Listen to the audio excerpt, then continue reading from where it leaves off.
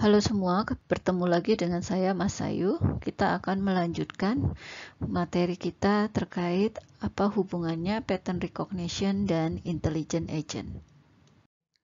Pattern recognition dapat didefinisikan sebagai bidang yang mempelajari bagaimana mesin mengobservasi lingkungannya, belajar untuk membedakan pola yang menarik, dan menentukan kategori pola tersebut.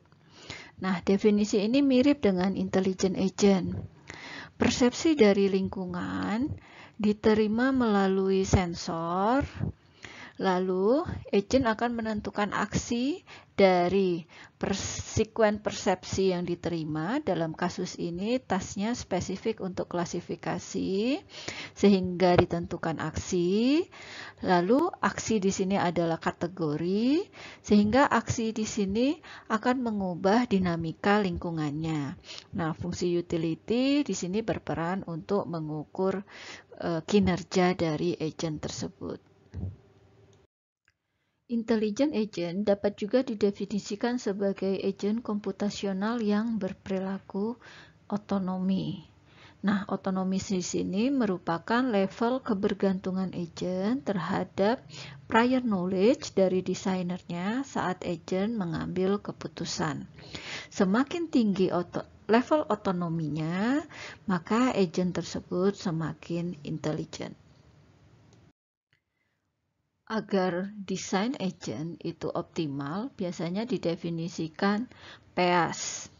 Sebagai contoh, untuk fish packing plan, performance measure-nya itu persentase ikan yang sudah benar diklasifikasikan, E atau lingkungannya berupa conveyor belt dan ikannya, kemudian aktuatornya adalah lengan robot, dan sensor yang dimilikinya adalah kamera dan sensor pada lengan robot.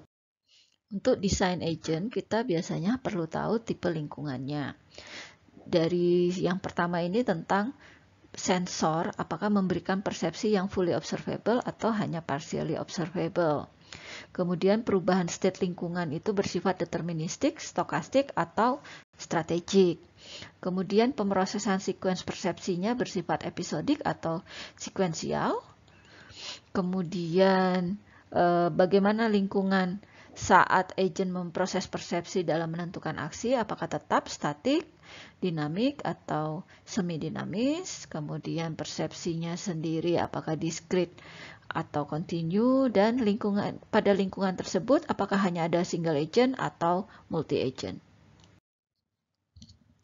Sebagai contoh, pada fish packing plan, di mana conveyor belt-nya juga bergerak dan ada sensor kamera, maka masuk ke kelompok partially observable, lalu single agent, stokastik, episodik, dinamis, dan continuous.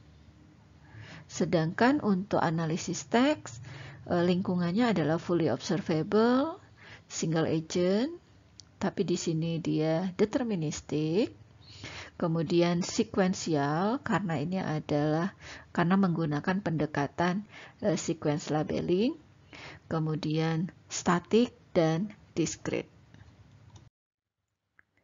Tipe dasar dari agent yang pertama ini adalah simple reflex agent, di mana agent ini memilih aksi berdasarkan hanya pada persepsi saat ini dan menggunakan aturan yang sederhana. Model based reflex agent menyimpan state lingkungannya berupa model lingkungan dan masih menggunakan aturan yang sederhana untuk menentukan aksinya. Tipe berikutnya goal based agent, selain memiliki model lingkungan, juga memiliki goal sehingga aksi yang dipilih mengarah ke goal tersebut. Sedangkan utility based agent juga memiliki model lingkungan, tetapi juga mengukur dari aksi yang akan dipilih berapa utility atau berapa kinerja yang mungkin akan dihasilkan. Berdasarkan kemampuan yang dimiliki agent, terdapat 3 level secara umum. Kita akan mulai dari yang paling sederhana, problem solving agent. ini adalah agent yang melakukan pencarian dalam state yang diberikan initial state untuk mencapai goal state.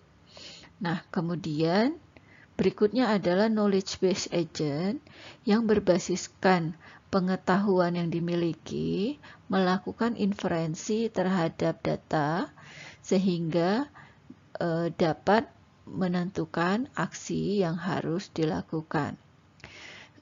Berikutnya adalah learning agent. Learning agent di sini memiliki kemampuan untuk belajar dari lingkungannya sehingga bisa beradaptasi terhadap lingkungan. Kita sudah menyelesaikan video ini, kita sudah mempelajari hubungan antara pattern recognition dan agent, apa itu PEAS, seperti apa saja tipe lingkungan dari agent, kemudian tipe-tipe agent dan level dari agent. Berikutnya kita akan lanjutkan video tentang pendekatan-pendekatan untuk pattern recognition.